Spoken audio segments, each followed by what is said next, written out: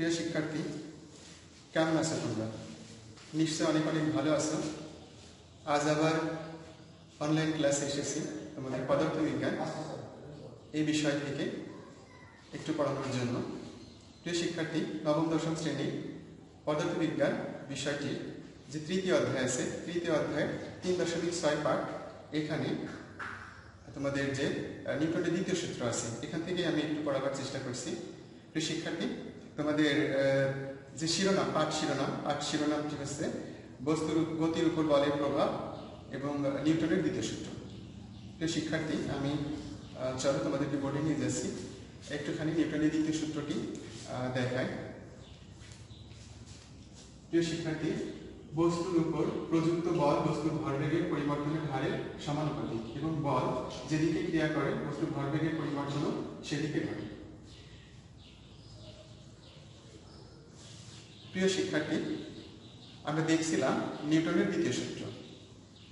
দ্বিতীয় সূত্রে এখানে বলা হয়েছে যে বস্তুর প্রযুক্ত বল বস্তুর ভরবেগের পরিবর্তনের হারের সমানুপাতিক এবং বল যেদিকে ক্রিয়া করে বস্তুর ভরবেগের পরিবর্তনও সেদিকে ঘটে। নিউটনের প্রথম সূত্রে তোমাদের ধারণা দেওয়া আছে আসলে বল কি।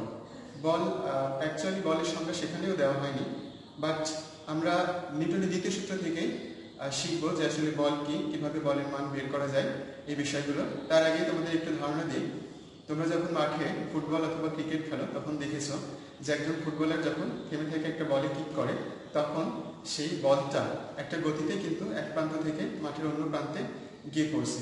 এভাবেই মূলত যে বল থেমে থাকা একটা বলের উপর ক্রিয়া করে, ঠিক তেমনি যখন ক্রিকেট খেলো তখন গতিশীল একটা বল, অর্থাৎ বলার যখন একটা বল ছোঁড়ে ব্যাটসম্যানের উদ্দেশ্যে, তখন ব্যাটসম্যান সেই গতিশীল বলটাকে ব্যাট দিয়ে আঘাত করে তার বলের দিক পরিবর্তন করে দেয়।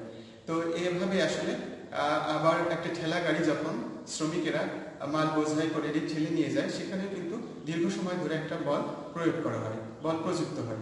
তো আমরা এই যে 2-3 ধরনের বলের কথা বললাম, তো আসলে এই বল কিন্তু নিউটনের দ্বিতীয় সূত্র থেকে বলের সংখ্যা নির্ধারণ করা যাবে, আবার বলের ব্যাখ্যা প্রদানও করা যাবে। তো প্রিয় শিক্ষার্থী, চলো আমরা এবার নিউটনের যে দ্বিতীয় সূত্রটি বোর্ডে দেখছিলাম এবং আমি বলেছিলাম, আমরা এবার সেই দ্বিতীয় সূত্রের একটু গাণিতিক ব্যাখ্যা দাঁড় করাতে চেষ্টা করি।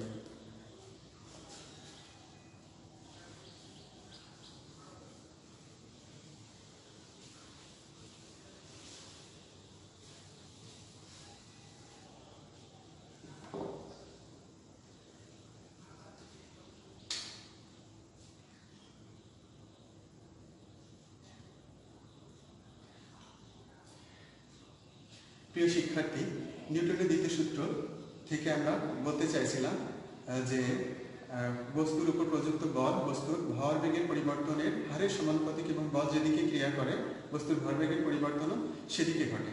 তো আমরা গাণিতিক ব্যাখ্যা হিসেবে একটু লিখতে পারি, যদি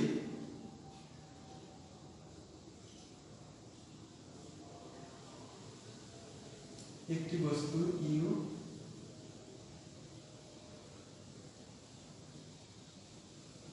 আদি বেগে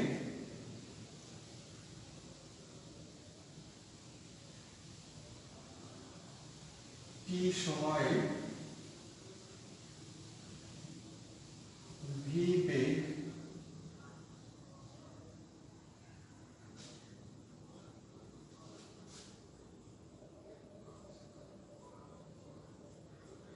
প্রাপ্ত হয়, তবে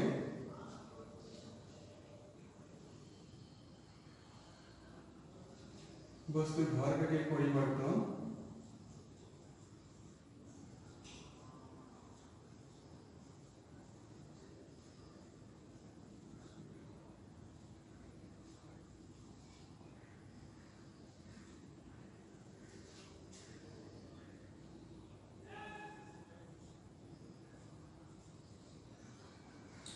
বস্তুর ভরবেগের পরিবর্তন m v minus m you.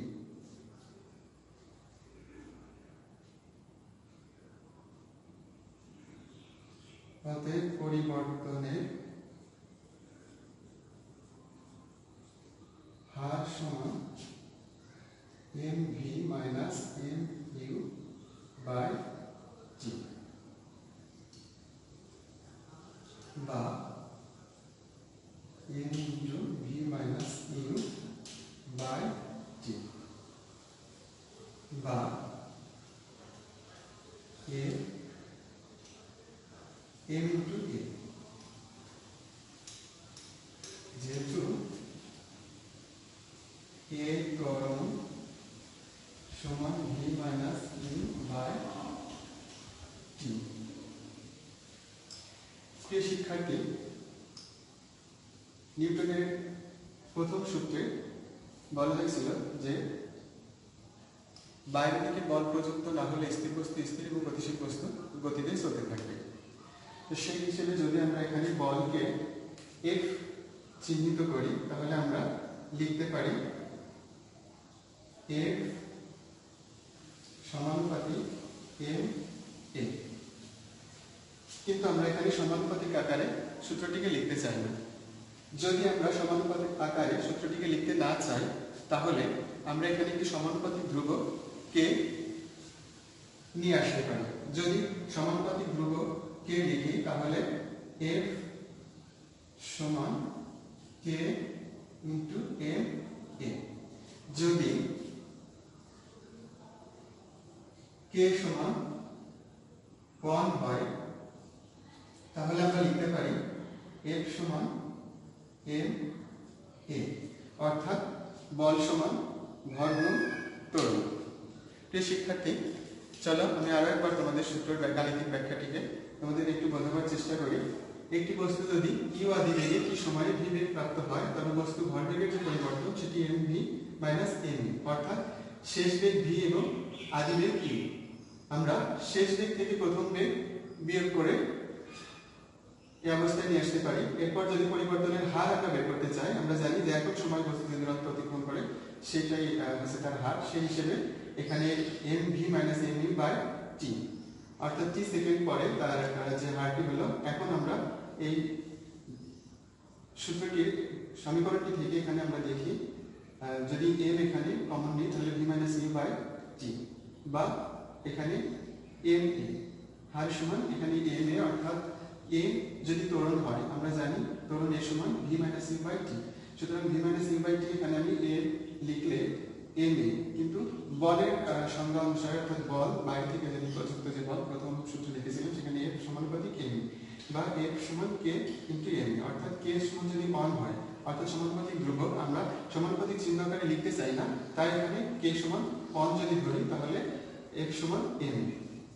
প্রিয় শিক্ষার্থী, এটা ছিল নিউটনের যে গতি বিষয়ক দ্বিতীয় সূত্র, সেই দ্বিতীয় সূত্রের গাণিতিক ব্যাখ্যা। সূত্র শিক্ষার্থী, আমরা এখন এই সূত্রের দুটো অঙ্ক দেখব। তার আগে একটু বলি নিউটনের যে দ্বিতীয় সূত্র বল এফ সমান এম এ, এখানে বলের একক নিউটন এবং এর মাত্রা হচ্ছে M L T inverse minus 2। প্রিয় শিক্ষার্থী, চলো আমরা একটু অঙ্ক দেখি।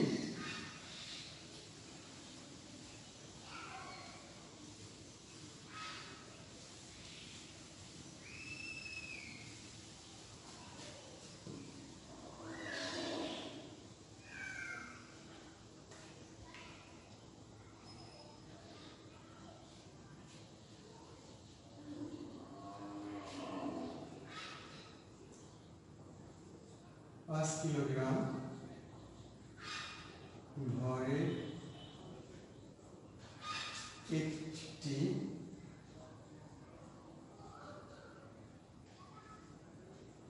বস্তুর উপর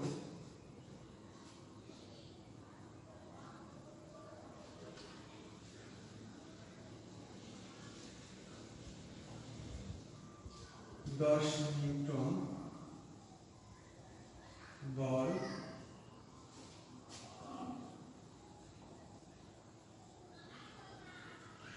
প্রয়োগ করা হলে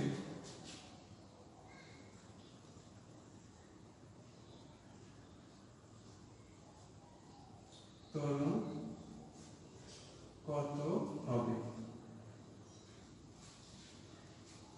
প্রিয় শিক্ষার্থী, আমরা এখন এই অঙ্কটি সমাধান একটু দেখি। নিউটনের দ্বিতীয় সূত্র অনুসারে আমরা দেখেছিলাম বল F সমান ma, F সমান ma। এই সূত্র থেকে আমরা ত্বরণ a এর মান বের করব। অতএব ত্বরণ a সমান বল F/m। আমরা যদি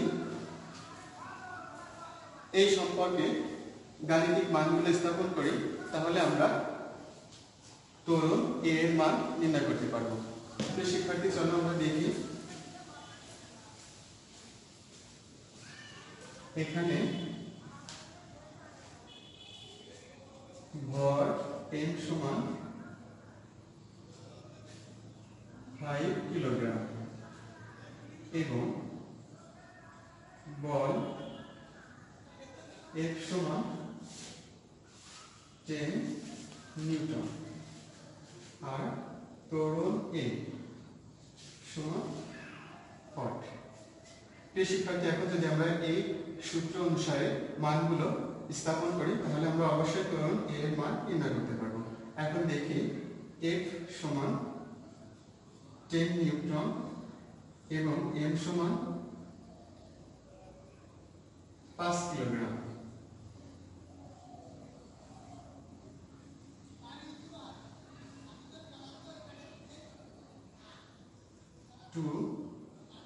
মিটার পার সেকেন্ড স্কয়ার। প্রিয় শিক্ষার্থী,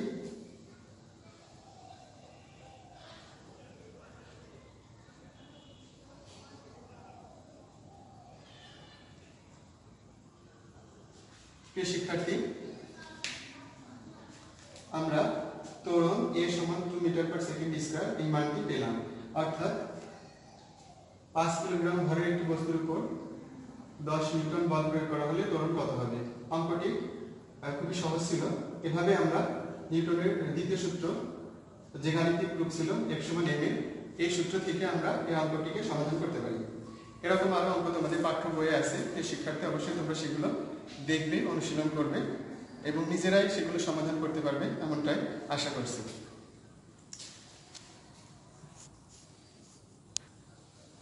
প্রিয় শিক্ষার্থী, আমরা একটু আগে দেখছিলাম একটি গাণিতিক সমস্যার সমাধান, যেখানে আমরা নিউটনের দ্বিতীয় সূত্র বল F সমান ma এই সম্পর্কটি থেকে ত্বরণ a এর মান বের করছিলাম। এবারে আমরা আরেকটি সম্পর্ক অর্থাৎ ভর আমরা নির্ণয় করব। কিভাবে নির্ণয় করব চলো আমরা একটু বোর্ডে আরো একটু অঙ্ক দেখি।